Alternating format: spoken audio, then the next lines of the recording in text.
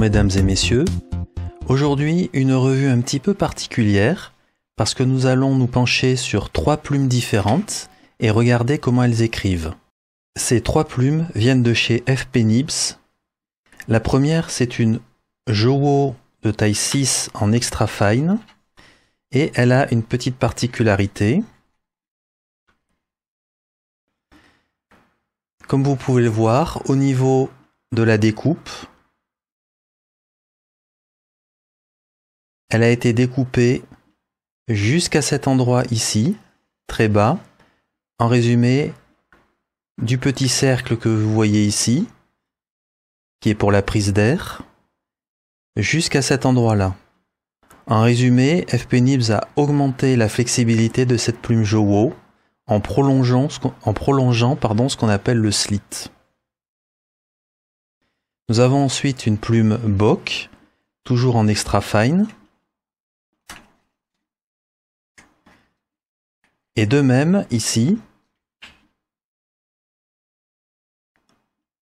FP Nibs a modifié la plume et vous pouvez voir ici, à cet endroit, une découpe qui a été faite, encore une fois sous la prise d'air, toujours pour augmenter la flexibilité de la plume. Pour cette plume-là, en particulier, j'ai demandé à ce qu'on augmente le flot d'encre. Donc probablement FP Nibs a augmenté le canal d'encre qui est sous la plume. Et pour terminer, une plume en titane de chez Bock, toujours en extra fine, où là 2 choses ont été faites. Comme vous pouvez le voir, de nouveau à cet endroit-là, la plume en titane a été découpée sur une grande partie. Et en plus, le feed a été changé pour un feed en ébonite afin que l'encre s'écoule mieux, qu'on ait une meilleure régularité sur l'arrivée d'encre. Je vais donc maintenant monter ces 3 plumes sur des stylos.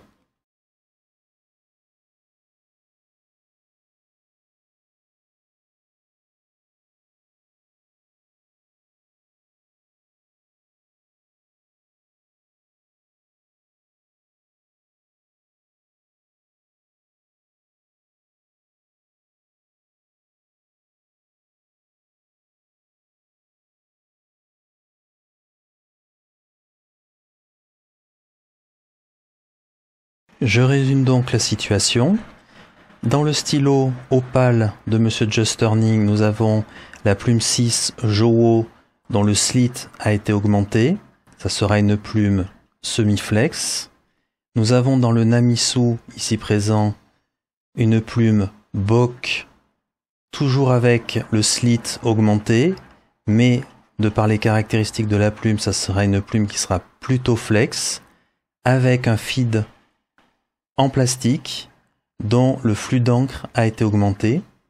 Et pour terminer, le stylo Ranga ici, le Grand Abhimanyu, avec la plume Bock en titane, dont le feed a été complètement changé pour un feed en ébonite.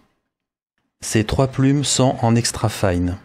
Je vais maintenant hors caméra ancrer ces 3 stylos avec de l'encre Asagao de chez Hiroshizuku. Nous nous retrouvons après directement pour le test d'écriture.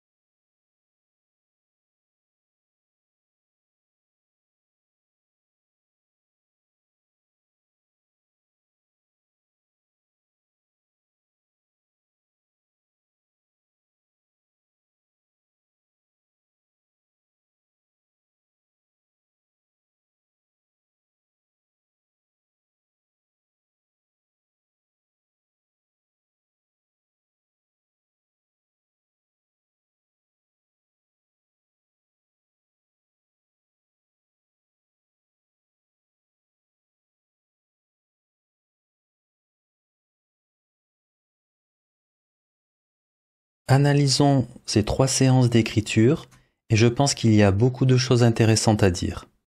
Commençons par la plume Jowo 6 en acier, qui est donc une semi-flex dont le slit a été prolongé. Et du côté du feed, il n'y a aucun hack, il n'y a rien du tout.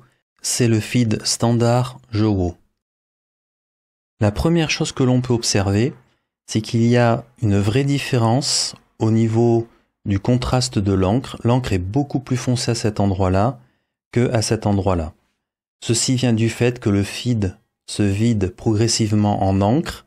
On a de moins en moins d'encre au fur et à mesure qu'on écrit avec pas mal de fléchissements, jusqu'à arriver à cet endroit-là où pratiquement chaque fléchissement finit par un railroad. On n'arrive plus à amener assez d'encre lorsqu'on fléchit, et donc on a ce genre de souci. La seule méthode à ce moment-là, c'est de soit on évite de trop fléchir, et dans ce cas on peut encore avoir de l'épaisseur, soit il faut arrêter et attendre que le feed se remplisse. La deuxième autre chose que l'on observe, c'est qu'on a quand même quelques railroads à ces endroits-là, et ces railroads viennent du fait que la plume se décolle du feed. Alors comme c'est une plume qui est semi-flex, eh bien la plume se décolle rarement du feed. C'est pour ça qu'on a quand même une belle capacité de fléchissement, d'alterner des traits assez fins avec des traits assez épais. Ça fonctionne très bien. Par contre, lorsqu'on y va un petit peu fort, eh bien, on railroad parce que la plume n'est plus collée au feed, ce qui est tout à fait normal. Ceci étant, on a quand même de belles variations de traits. On arrive quand même à avoir des traits vraiment très fins et des traits vraiment très épais. Je dirais même, j'ai trouvé ça assez impressionnant. Ceci étant, voilà, le feed n'arrive pas à fournir sur la durée, mais on peut vraiment avoir pas mal de fléchissements, pas mal de variations de traits avec cette plume.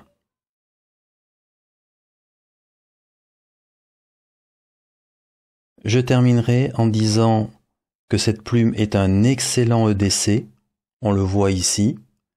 On peut écrire vraiment sans problème de manière tout à fait normale. De toute façon, le feed est normal. La plume est normale, elle a juste un petit peu plus de fléchissement qu'une plume standard. On peut vraiment très facilement écrire façon EDC.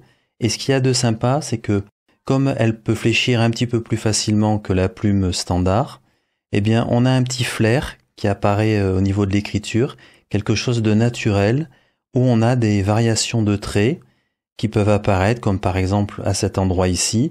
On voit que le trait vers le bas, c'est naturellement un petit peu épaissi comparé au trait vertical. Ce qu'il y a d'assez sympa sur cette plume, c'est que si on écrit façon EDC, on a un petit flair, un petit quelque chose qui apparaît et qui est assez sympathique et qui modifie un petit peu l'écriture sur le papier. Analysons maintenant l'écriture avec la plume Bock en acier, qui est elle aussi extra fine et qui est vendue comme étant une plume flex du côté de chez FP Nibs.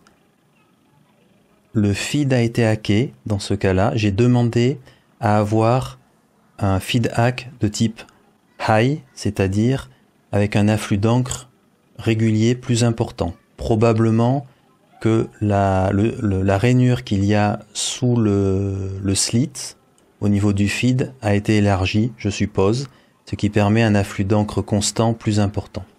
La première chose qu'on observe, c'est que le problème de l'écriture qui s'éclaircit se produit mais beaucoup plus tard, beaucoup plus loin à cet endroit-là, et je dirais ça s'est vraiment pas énormément éclairci. Donc je dirais qu'avec le hack du feed, eh bien nous n'avons pour ainsi dire plus de problème d'afflux d'encre de manière constante. Par contre, ceci va se payer quand on écrit façon EDC, car je rappelle, nous sommes toujours sur une extra fine, une plume extra fine, et là, ce qu'on observe, c'est que le trait s'est quand même pas mal épaissi, tout simplement parce qu'il y a un afflux d'encre plus constant. Nous sommes plus peut-être sur une F, voire même un petit peu plus que sur une extra fine, en écriture normale, je veux dire. Ensuite, nous observons que nous avons quand même pas mal de railroad à certains endroits, et en particulier à cet endroit ici. Alors là, nous sommes typiquement sur le fait que la plume se décolle du feed, c'est-à-dire que comme j'augmente la pression de plus en plus souvent et de plus en plus fort, la plume se décolle de plus en plus souvent et loin du feed. Au final, le feed n'arrive plus à amener assez d'encre à la plume, car ils ne sont plus assez souvent en contact. Donc on railroad typiquement. Donc on voit grosso modo qu'à partir de cette épaisseur de ligne à cet endroit-là, on ne peut plus épaissir le trait, sinon on railroadera à tous les coups. Donc il y a une vraie limite à cette plume, et ceci vient du fait que, effectivement, elle est beaucoup plus flex que la Jowo précédente qui était semi-flex.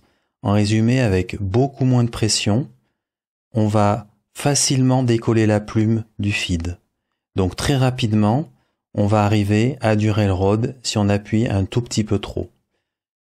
Pour moi, on n'est pas vraiment encore sur une vraie flex ou ultra flex.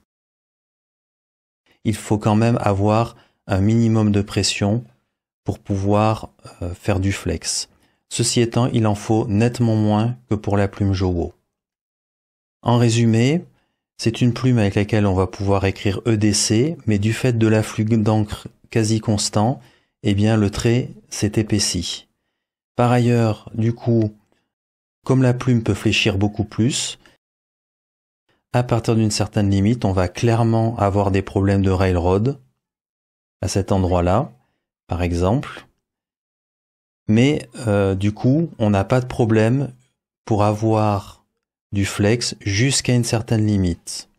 À noter à cet endroit-là, je n'arrivais plus à fléchir parce que j'avais vidé le feed en essayant d'envoyer beaucoup d'encre. Et du coup, ce que j'ai fait, c'est que j'ai poussé l'encre directement dans le feed pour qu'il y en ait vraiment beaucoup dans le feed. Et là, vous pouvez voir les variations énormes qu'on peut avoir à cet endroit-là. Mais ce ne sont pas des variations qu'on aura en temps normal, tout simplement parce que, eh bien, le feed va petit à petit tout de même se vider. La plume va commencer à se décoller du feed et on va plutôt arriver, à la fin, à des soucis de railroad de cette nature.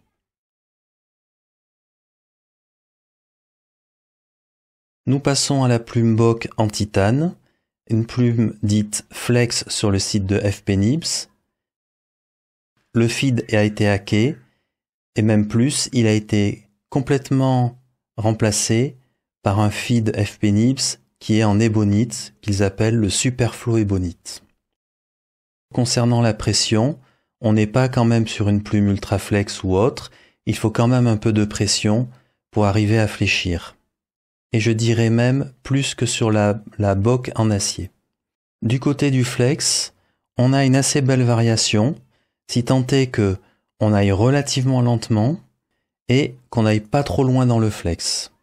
Mais ce qu'apporte surtout et en réalité ce feed en ébonite, c'est la régulation de l'encre. On voit très bien la différence ici entre un feed qui a été hacké pour augmenter le débit d'encre et un feed qui est passé de plastique vers ébonite, et c'est vraiment la régulation du flux d'encre.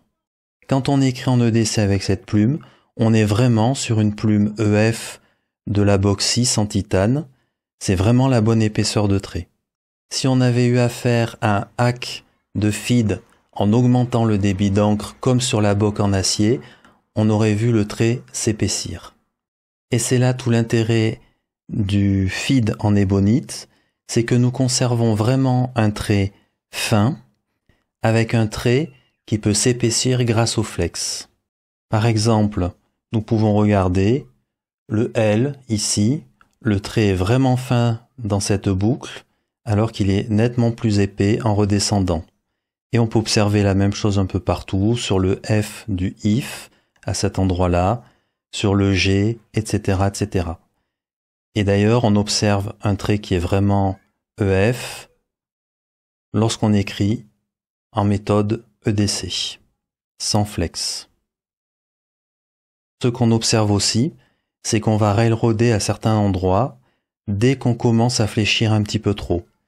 Et ça, c'est tout simplement parce que la plume, de nouveau, se remet à se décoller du feed et tout simplement on n'arrive plus à amener assez d'encre au niveau de la plume parce que le feed n'est plus en contact avec la plume.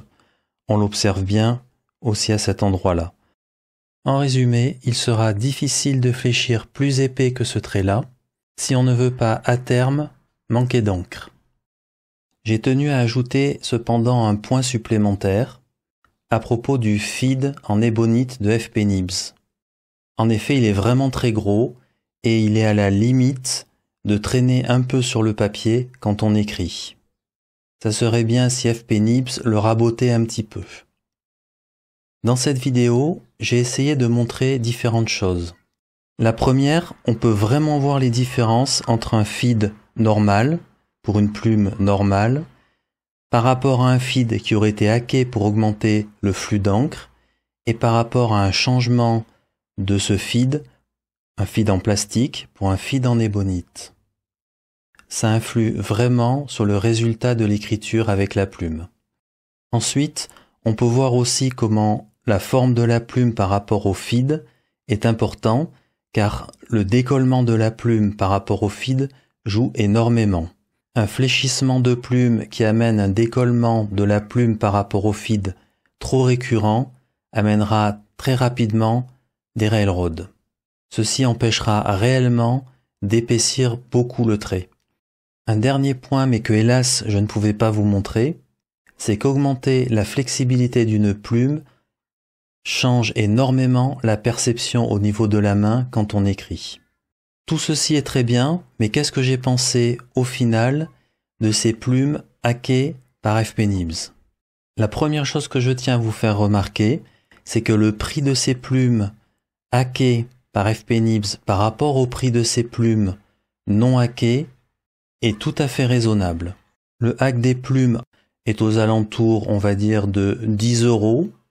Le fait par contre de passer d'un feed en plastique à un feed en ébonite est tout de même nettement plus cher, puisque c'est environ 25 € le feed en ébonite. Sachez que quand j'ai commandé ces plumes, j'avais un fort a priori, je pensais que je préférerais la plume Flex en titane, probablement derrière la plume Bock en acier, et enfin la Jowo. Eh bien, ça n'est pas du tout ça, je peux mettre à la poubelle tous mes a priori. Sachez aussi que usuellement, je n'aime pas beaucoup la plume Jowo semi-flex sans le hack. Eh bien, avec le hack, je l'ai bien apprécié. Par rapport aux deux autres plumes, la plume ne se décolle que très peu du feed. En résumé, si on n'abuse pas, ça fonctionne plutôt bien de ce côté-là. L'autre point est que lorsqu'on écrit façon EDC, eh bien on gagne un flair qui est assez sympa, l'écriture se modifie et on a un petit peu de flex qui vient embellir l'écriture, et ceci de manière naturelle. Je ne dirais pas qu'une plume est meilleure que l'autre dans ces trois plumes, ça n'aurait pas de sens, car elles sont assez différentes les unes des autres, mais la plume qui m'a le plus surpris en positif, c'est cette plume Jowo semi-flex hackée. J'ai bien aimé aussi la plume Bock en acier, mais elle m'a nettement moins surpris. Les décollements de la plume par rapport au feed sont nettement moins plaisants à contrôler, car la plume réclame beaucoup moins de pression pour flex. En EDC, le trait s'est épaissi à cause du flux d'encre, et je trouve aussi la plume un petit peu moins agréable.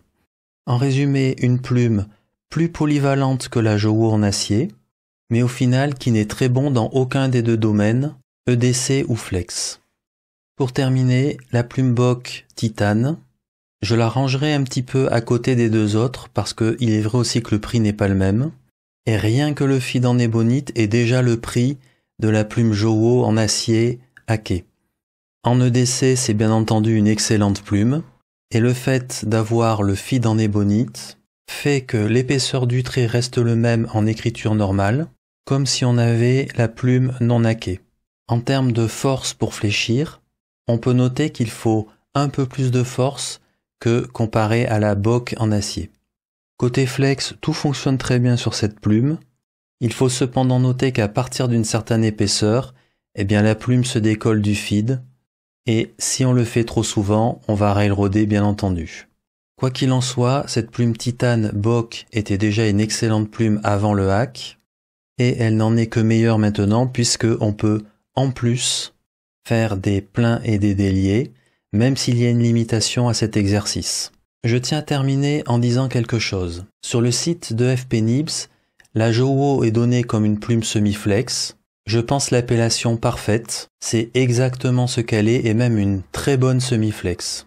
Par contre, les deux plumes JOWO sont données comme des full flex. Alors personnellement, j'aurais pas appelé ça des full flex. Un Pilot 912 FA est une full flex. Une Scribo flex est une full flex. Mais la raison pour laquelle pour moi ces deux plumes Bock ne sont pas des full flex, c'est que quand je vois la courbure de la plume, quand j'écris en fléchissant, et la force qu'il me faut pour fléchir, on est vraiment très loin d'un 912 FA ou d'un Scribo. Par contre, FPNIBS a bien spécifié sur son site qu'on ne pouvait pas fléchir au-delà de 1,5 mm d'épaisseur, et ça j'apprécie, car effectivement, à partir d'une certaine épaisseur, comme la plume se décolle du feed vraiment beaucoup, il est clair qu'à terme, ça va railroader.